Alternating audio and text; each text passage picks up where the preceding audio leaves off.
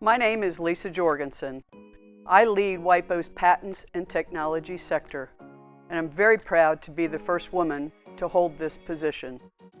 My name is Tamara Nanayakkara. I support small businesses in using IP in their business strategies. My name is Loretta Asiedu, and I coordinate WIPO IP capacity building efforts in sub-Saharan African countries. And I'm Daren Tang, Director General WIPO, the World Intellectual Property Organization. Diversity in leadership is a good thing. Today's problems are complex and multidimensional. Diverse backgrounds encourage different perspectives and produce higher quality decisions. Studies have shown that organizations with more women in leadership positions are more innovative.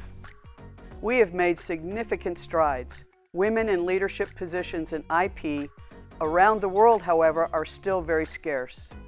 When I started in IP over 30 years ago, I thought that by now we would have more women in the boardroom. In my view, while leadership has no gender, women have a different style and tend to be more inclusive, team-oriented and less directive in their leadership. This is often not how we see leadership. For more women to rise to top positions, there has to be acceptance. The leadership styles can be different. In sub-Saharan Africa, gender stereotypes about women's traditional roles are gradually disappearing, and I'm happy to see more and more national IP agencies led by women. Their leadership has enhanced opportunities for women to contribute to shaping the IP landscape in sub-Saharan Africa, and I am proud to work with many such women.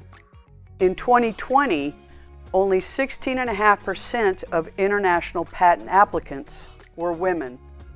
Such a low percentage is quite disappointing. At this rate, we estimate that it will take almost 40 years to reach parity. It means that we are missing out on the innovative potential of many women who are not able to patent and protect their ideas. WIPO is implementing several projects to try to bridge this gap.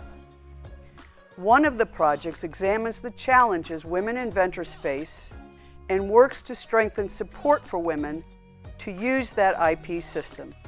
In the projects I'm working on, I see a lot of women bringing great ideas to market against all odds and considerable barriers.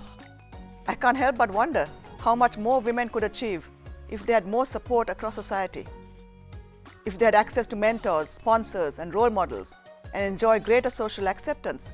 Then the sky is the limit. Women worldwide have taken center stage as healthcare providers in the fight against COVID-19. A woman is actually behind a key technology in the development of the COVID-19 vaccine. However, we still don't see enough women who are empowered to contribute to the development of solutions. We need to address gender equality as a matter of priority. Innovation and creativity are native to all, and yet we continue to see a gender gap.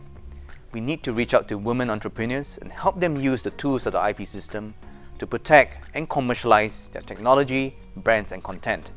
We also need to ensure inclusive innovation ecosystems that enables participation by all. As a leader, one of my objectives has been to recognize other women in IP for their excellence and their accomplishments. Women IP practitioners have created their own path, broken the glass ceiling, and then turned around and have been role models for many others. We need to embrace their contribution, and we need to emulate their accomplishments. As the famous saying goes, the journey of 1,000 miles begins with one step. The journey towards gender equality has already begun, but many more steps need to be taken. At WIPO 2, the journey is on its way as we see how the organization nurtures and empowers female talent. When I started at WIPO over 25 years ago, I was the only woman program officer in my division. At WIPO as a whole, women in professional positions were just a handful. Today, 1 in 3 directors is a woman. We have come a long way, but we need to keep up the momentum. We will attract more diversity in recruitment processes, extend flexible working arrangements, and create a culture that supports gender equality, diversity, and inclusion. As Director General, I commit to do my best to achieve a gender-balanced organization during my tenure. I'm proud that 3 of my 4 deputies are women. We lead by example, we set the tone from the top. Thank you to Lisa, Tamara and Loretta for being among the inspiring women leaders that have guided WIPO to be a world-class organization.